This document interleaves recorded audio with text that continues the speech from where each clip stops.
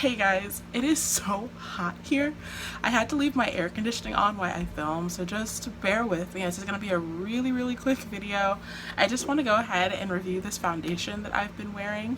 I'm going to be filming, this is exciting, I'm going to be filming all of the eye looks in the Sephora Pro palette packaging. They come with like 4 little looks, so I have to film, and I figured I might as well just go ahead and get my review out of the way while I prep for a day of eyeshadow looks. So let's go ahead and jump on in.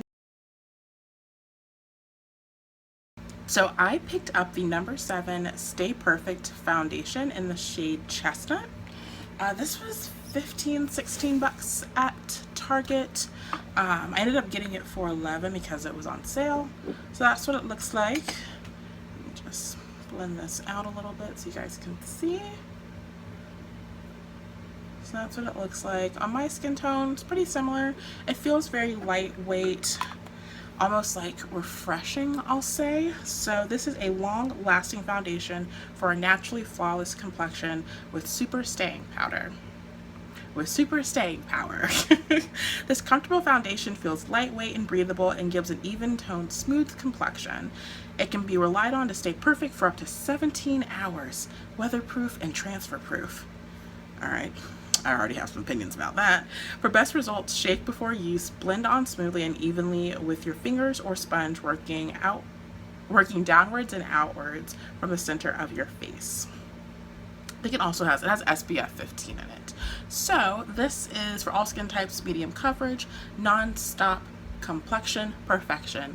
Got a lot of marketing going on. So I'm going to quickly run through the bottle while I get dressed and talk about each of these claims because I have had a chance to wear it. Real quick, I'm just going to prime with the Too Faced Hangover primer, and we shall jump on in. So right off the bat, I picked this up because it was on sale. I did want to try some products from No7. They have a primer that I think was discontinued that was really popular. And I know their skincare is sold in a wide variety of places like Ulta, Target, and I've been wanting to try this, I just never had. So when I saw it was on sale, I was like, okay, cool. Okay, so I'm gonna scoot in a little bit so you guys can actually see me putting this on, and I'm gonna get a mirror. So off the bat, I don't necessarily agree with all of the claims. I do have to preface this. I realized this week I'm probably a lot oilier than I had intentionally thought. So I've been using the Rimmel Stay Matte Primer. I don't think it's keeping me matte enough considering that I do get really oily by the end of the day. So I'm just gonna preface my review with that.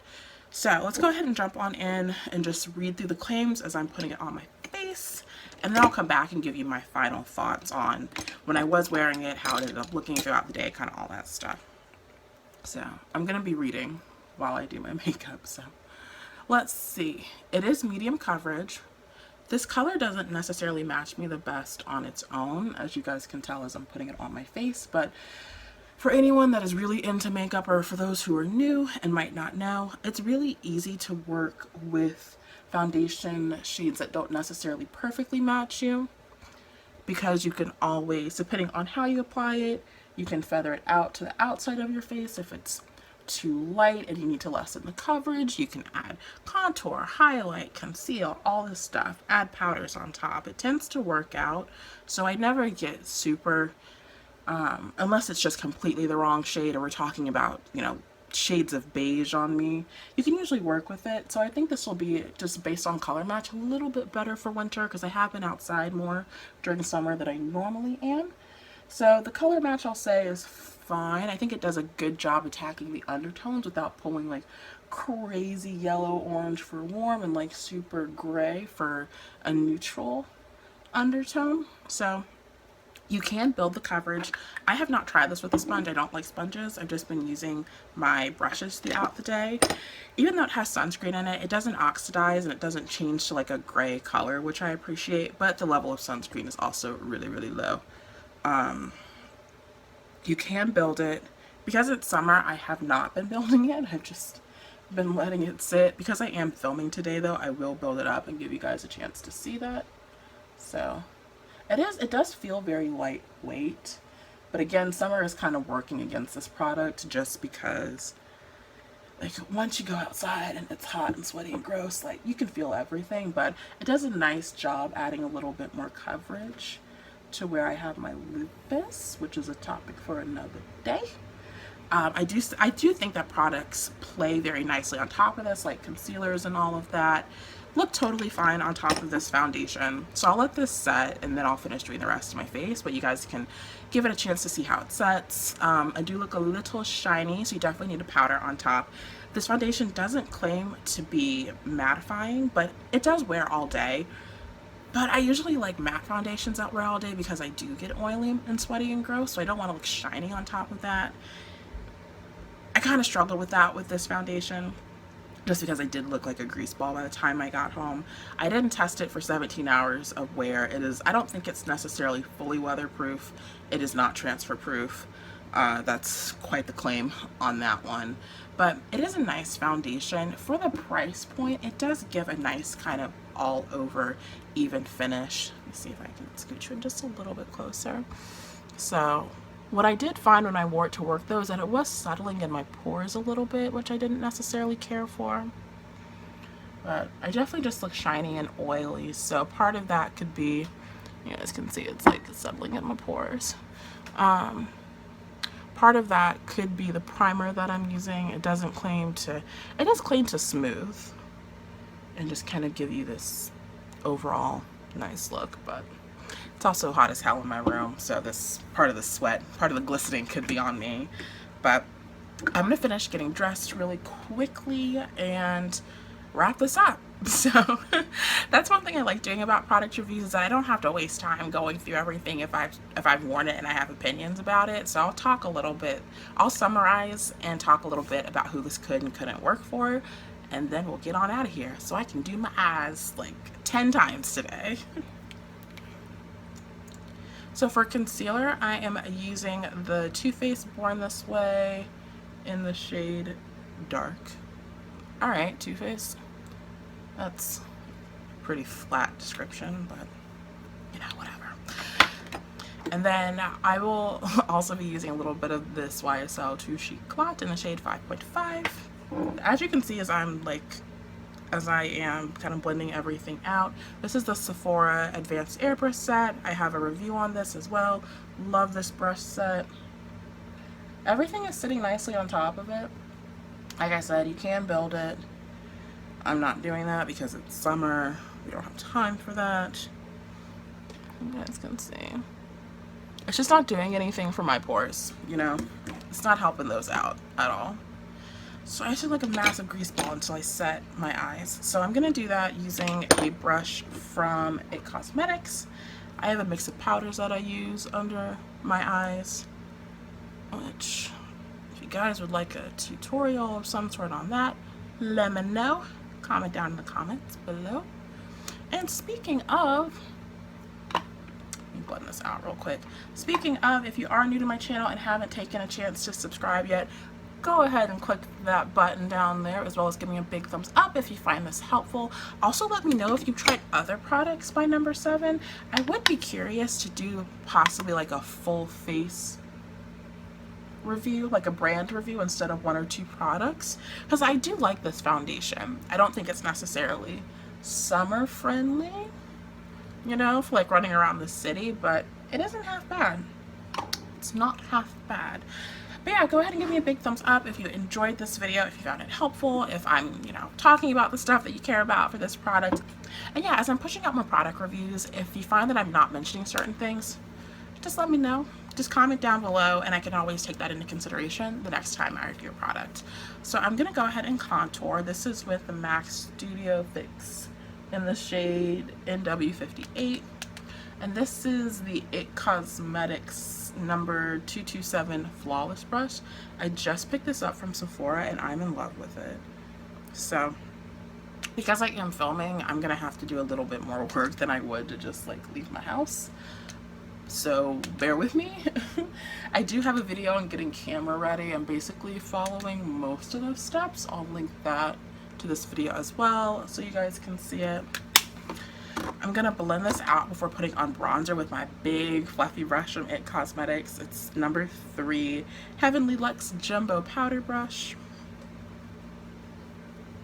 While I wait for this Sephora Pro palette video, I won't be too far back from the camera, which is nice. I'm going to do a close-up and just focus on one eye at a time, which saves me a lot of hassle. Because I'm not going to be showing my whole face, I'm just going over the whole thing with a little bit of bronzer.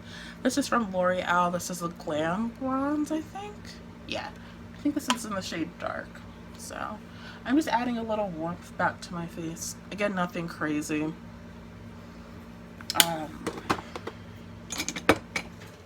So I'll do brow. So for brows, I will be using the NYX Tame and Frame. I think this is in the shade Espresso.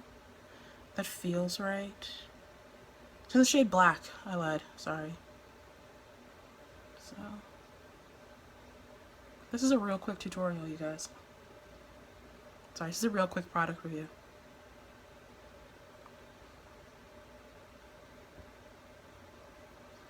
Alright, I think I'm done. Because I'm doing these eyeshadow palette reviews, I'm not going to go ahead and do my eyes. That's what the reviews are for.